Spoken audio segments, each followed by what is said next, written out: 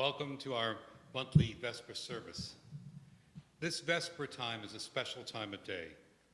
It is the in-between time, the time between the work of the day and the rest of the night. So I invite you to be fully present in this special time, letting go of the demands of the day, especially letting go of the demands of this season, appreciating the gift of all that has happened in the light of the day, and at the same time, welcoming the beauty of the night.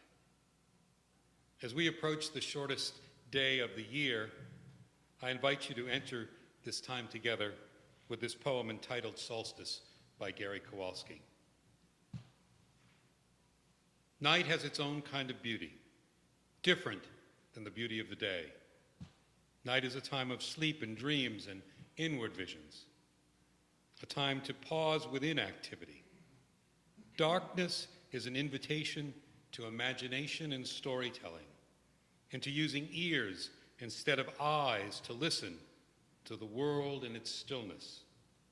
Darkness is the den of life in germination, and darkness is the portal of death that opens to eternity, the mystery of all time past and endless time to come. At the center of our being, there is light and there is darkness, the known and the unknown, the named and the nameless, the finite and the infinite. Light and dark are different, but not opposed to each other. Like a mother and a father, they are friends with one another and with us. We now bring together the light that burns in each of us to kindle a single flame. And as Mike lights our chalice, I invite you to join in reading the unison words of chalice lighting that are printed in your order of service.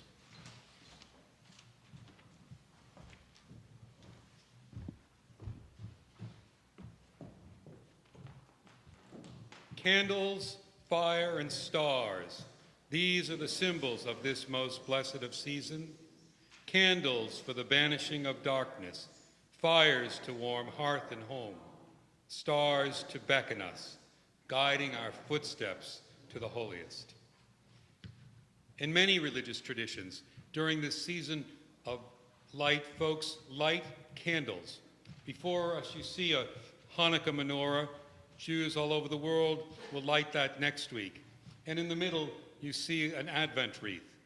In ancient times, candles were mounted on wagon wheels that were decorated with evergreens, and they were lit in the dark days leading up to the winter solstice when the return of the light was celebrated. Christians adopted a similar practice, and during the 4 weeks leading up to Christmas, they lit candles celebrating the light that Jesus brings into the world. Each candle stands for a message of the Advent season. Today, this third week of Advent, we light 3 candles. Our first candle we light again for peace of mind and peace in our hearts, for peace in our homes and peace in our community, and especially for peace in our country and in our world. We light our second candle for love. Love we give to family and friends, and for love that we receive, but also for the more difficult kind of love, the love for those who are different from us, the love for those who are ill or troubled, the love for those who've been forgotten, love of compassion, kindness, mercy, and understanding, the love that can require some sacrifice of us for the good of another. And finally, we light our third candle for hope. In the words of the 18th century Irish poet Oliver Goldsmith, hope, like a gleaming taper's light, adorns and cheers our way, and still as darker grows the night, amidst a brighter ray. Indeed, it is with the holy light, this holy light of many traditions, that we warm this time of winter.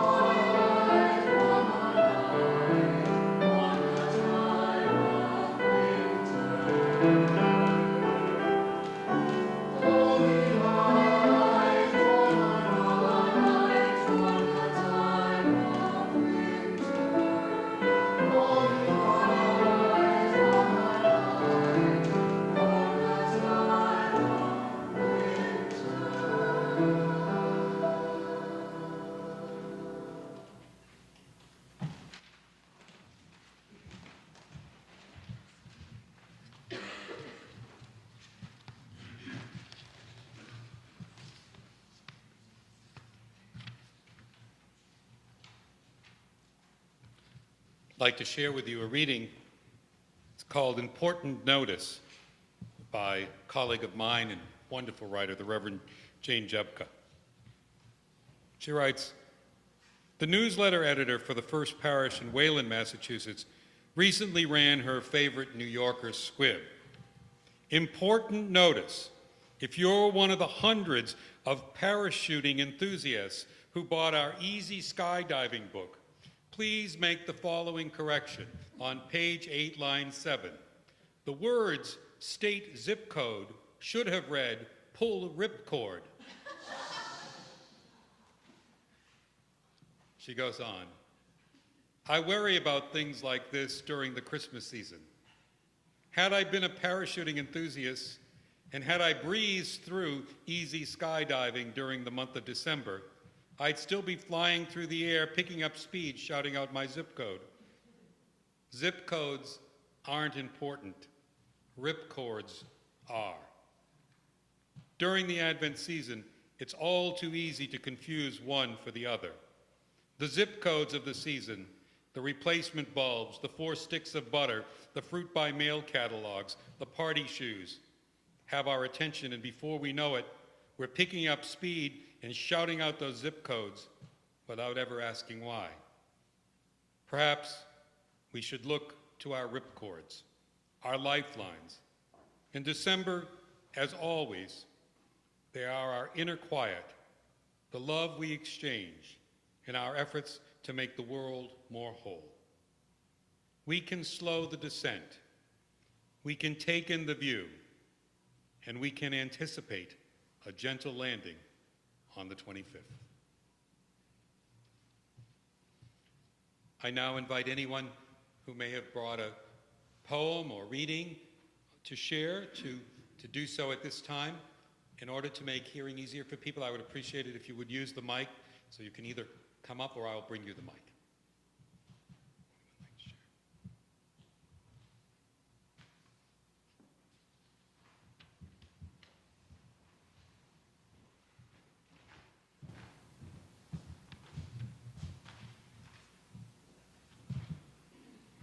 December Moon by May Sarton.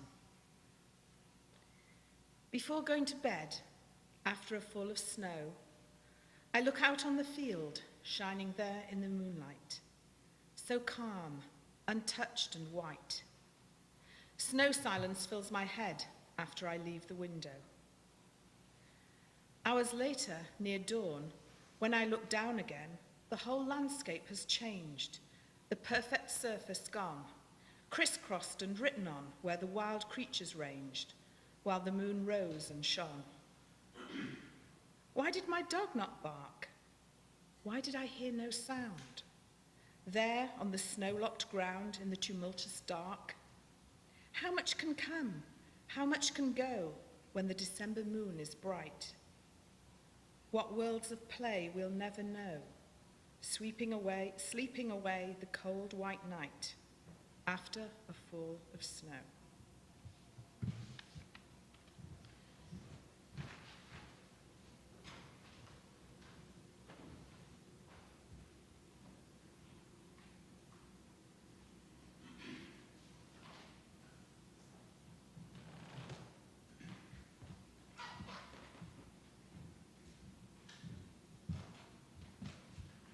Anybody that knows me knows that sooner or later you're going to be subjected to Rainier Rilke. Okay. This is a poem about night and darkness, which seems appropriate for the season. You darkness that I come from, I love you more than all the fires of the earth. For the fires make a circle for everyone, but the no one outside can learn of you.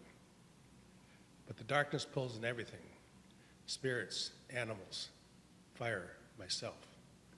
How easily it gathers in, powers and people. And sometimes I feel a great energy is coming near me. I have faith in nights.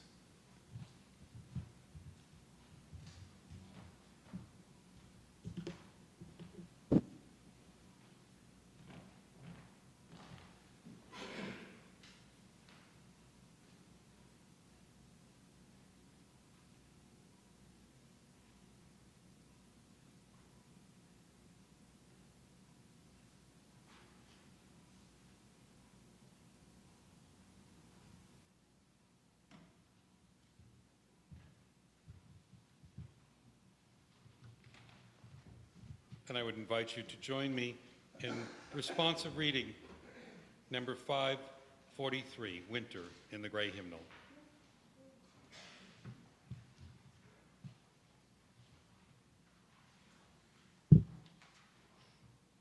Let us not wish away the winter. It is a season to itself, not simply the way to spring.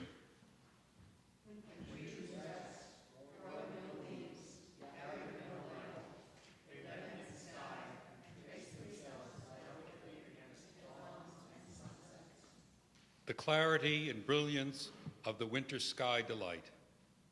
The loom of fog softens edges, lulls the eyes and ears of the quiet, awakens by risk the unquiet.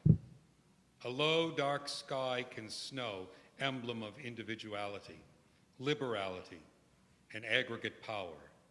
Snow invites to contemplation and to sport.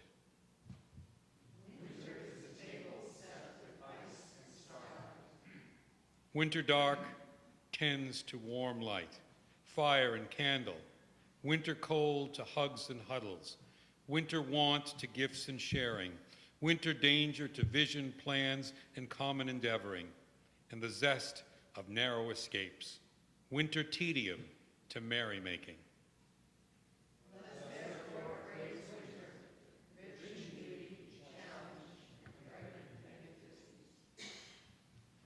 Well, winter is about to begin. Even though we had sort of an early prelude in October, we've been blessed with rather warm weather ever since. But it's coming upon us, and officially next week it will be here.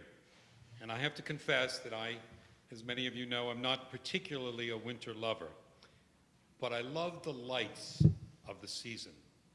The single tasteful white candles and windows of colonial homes or churches like this one, and even the over-the-top tacky displays with multicolored candy canes and flashing and 8-foot Santas with a complete team of reindeers on the roof. I love them all. I love the flickering flame of simple candles in an Advent wreath or a menorah or the flame in our chalice. All those candles of this season, and if you think about it, they all really have the same message. The message is something's coming. They all anticipate the coming of more light, of greater light. Oh, that light will be described differently in different traditions. The light of Jesus, of love and peace for the world. The Hanukkah light of freedom and hope. The solstice light of an earth that shifts and days become longer and warmer, and a spring will return again. All that light telling us that, but it's so easy not to take in the message of the lights.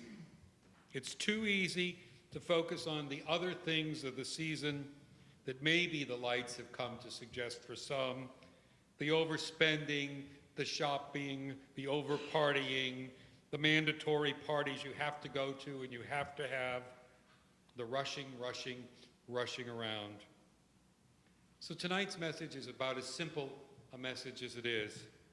It's to stop and to look right into the lights. The lights, as the choir said, warm the time of winter.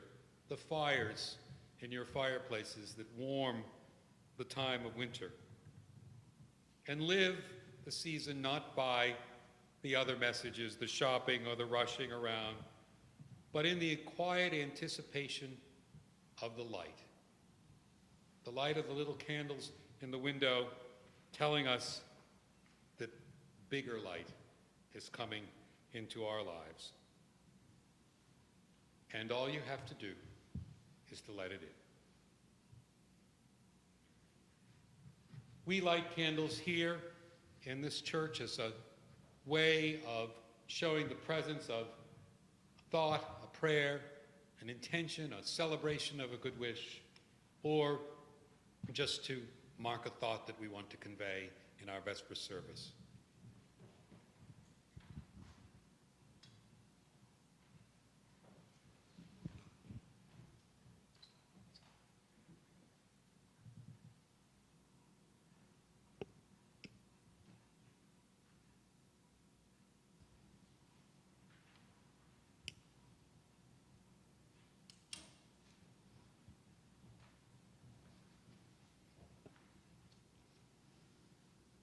Light 2 candles for all those difficult joys, all those difficult concerns and sadnesses and happy joys that commingle at this time of year and this season. I invite you now to open in your hymnal to hymn number 55, Dark of Winter. And you can remain seated to sing it.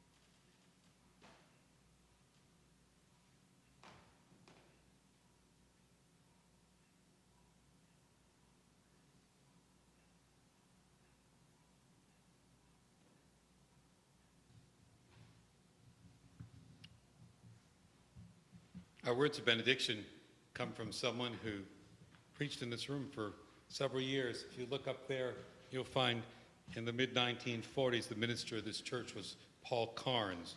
Paul Carnes later went on to be president of the UUA. These are his words. Oh God, in our practice pessimism, it's difficult to be less than cynical about Christmas. We too have followed stars, but they never led us to Bethlehem. We've known many wise ones whose wisdom faded when tested by our experience. Angel voices for us usually turn out to be singing commercials. Words of peace are used to defend acts of aggression. Herod and Caesar still reign. The world as created is not as we would have it. And yet, somewhere a child just drew its first breath, and the parents share in the primal joy of Christmas. A child estranged from its parents has decided to call home, and the sound of his voice will bring the hope of reconciliation. Someone is given a gift where there was no expectation of giving or receiving. An aged person, ill and unloved, has just found mercy in the mantle of death. Oh God, it's not your world, it's ours. Give us the courage to accept it, the grace to embrace it, and the will to love it. Enable us, we pray, to appreciate and expand the moments of joy in life whenever they come. Let them be for us bearers of hope, which will enable us to endure any hour of despair, to the end that we, while the gift of life is ours, may help push back the dark with the flame of our faith. I invite you to join in singing of concluding benediction. It's number 388, the beautiful Dona Nobis Pacem. And if you're able, you may rise to join with our singers here in that beautiful traditional chant.